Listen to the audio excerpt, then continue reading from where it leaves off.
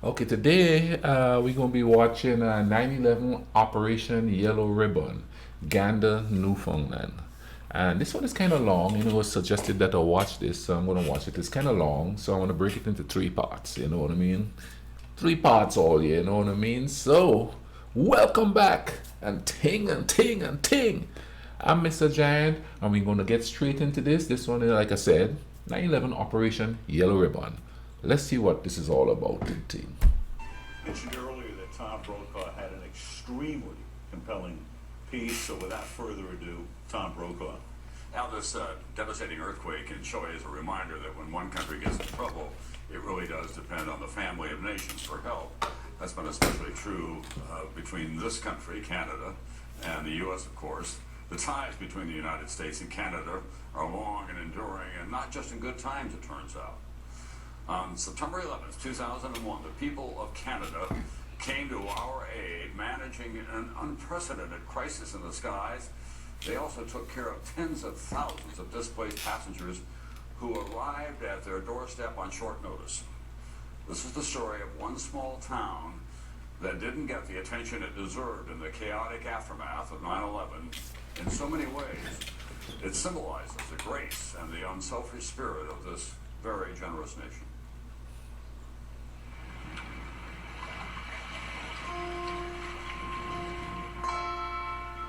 September 11th, 2009.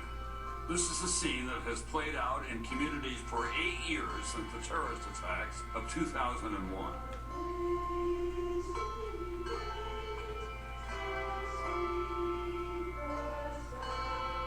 But what makes this ceremony different is where it's taking place.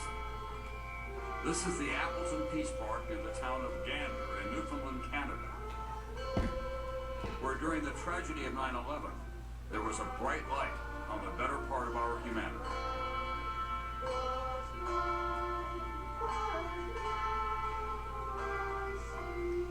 It's a beautiful, beautiful thing that has happened here, and we know that no matter what happens in the world, there are still good people. That's what I'm talking about. If this place can be somehow shared with the world would be a much better place. Here in Gander, amid the heartache, an autumn romance blossomed. Here, parents were constantly consoled as they faced wrenching pain. Here, thousands of stranded Americans would form a lasting bond with everyday Canadians who acted with admirable, unwavering kindness.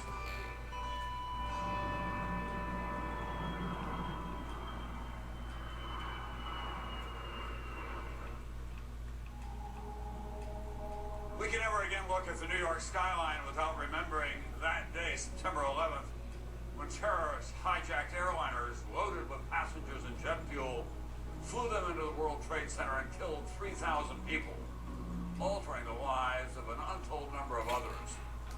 Most of Do you remember where you were? I remember where I was.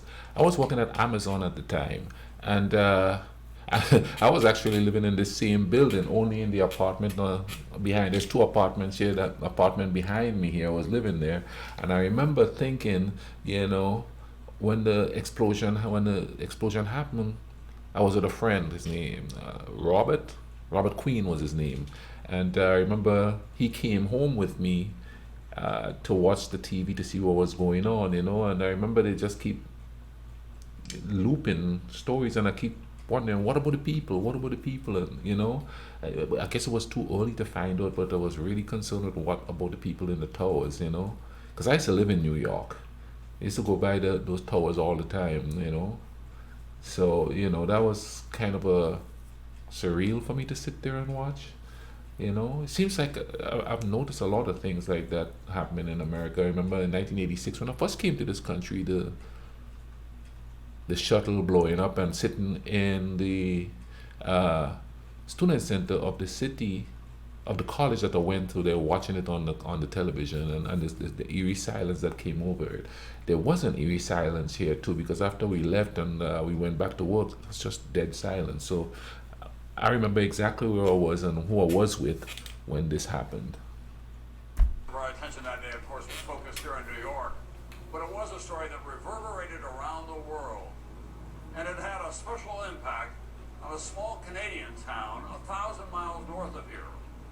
A town that became a safe port in a storm of fear, terrorism, and uncertainty. The province of Newfoundland and Labrador, a former British colony that did not join Canada until 1949, has long been considered Canada's poorest. It is largely populated by descendants of Scots and Irish, living simply in often harsh conditions. It's usually the people who live the simplest that helps people. It's usually the people who are considered the poor that usually come together and go, hey, we got to help these people. And I think that's because of the understanding of struggle, of the suffrage in essence, you know what I mean? I'm bucket listing this place. I got to go check it out. Here, neighbors relying on neighbors is a necessity of everyday life. Gander, population 10,000, is a small, two-stoplight town in the northeast corner of the island of Newfoundland. Claude Elliott has been mayor of Gander since 1996. We only have 500,000 people on a massive island. We've come through some difficult times, and most Newfoundlanders survive with hard work, helping each other, and that's been passed on from generation to generation. The cold season can come quickly and severely in Newfoundland, but September 11th, 2001 dawns warm and sunny, a typically bucolic day that will be anything but typical, as Gander is about to be thrust into the catastrophic events unfolding 1,000 miles to the southwest. Its citizens to be challenged as never before. September 11th, 2001 started as a normal day in Gander. While we were having coffee, someone said there was a plane that crashed in New York in one of the Twin Towers. We had complaints of speeding on Airport Boulevard. It's the only 4-lane road that we have, and I was parked in front of the curving club. I had my car radio and I heard what was going on. And like a lot of people, I couldn't believe that this was happening. And I said, that can't be true. It just can't be. It is such a pretty morning, isn't it? Perfect fall morning. On that September morning, air traffic control veteran Ben Sliney is on his first day in his new position as FAA National Operations Manager. Barely an hour into the workday, there is an ominous development. We were trying to locate American 11. It had shut off its transponder and dropped below radar coverage. Thank you very much. We appreciate the book is called Hughes. We're going to go live right now and show you a picture of the World Trade Center. A plane has just crashed into Yeah, the World Trade Center here in New York City. Remember that? Saw what appeared to be a fireball at the top of the World Trade Center. We had reports of another aircraft that had deviated from its course. U.S. officials say it appears it was a third plane that hit the Pentagon. I ordered a national ground stop, meaning that no other aircraft could take off. Whatever's necessary, just get them stopped now. I don't want any more planes on their frequency taking off. 56 minutes after the North Tower is struck, an unprecedented decision has been made. Every non-military plane must land immediately. For the first time ever, American airspace is closed.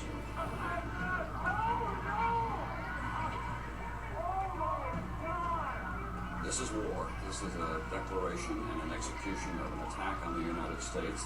The only way to really sort this situation out was to land everyone in our airspace. The FAA now says that all international flights headed for the United States are being diverted to Canada.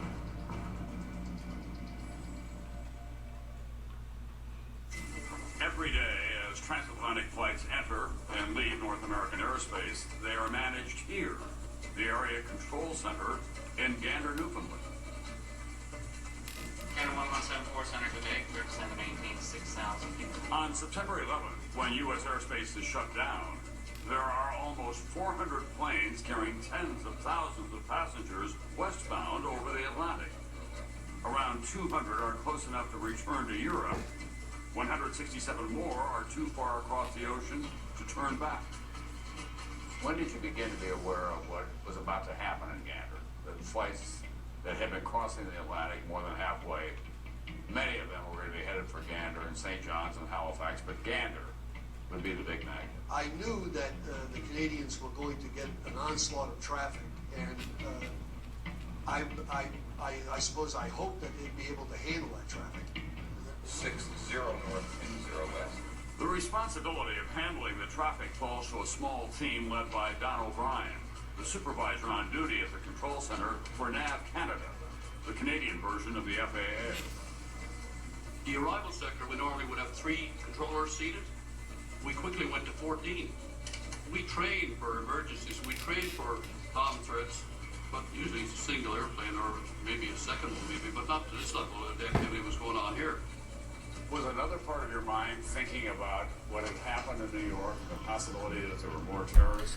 Can you imagine walking there in that small area and thinking, oh boy, here we go, you know, we're going to have a lot to do here, you know?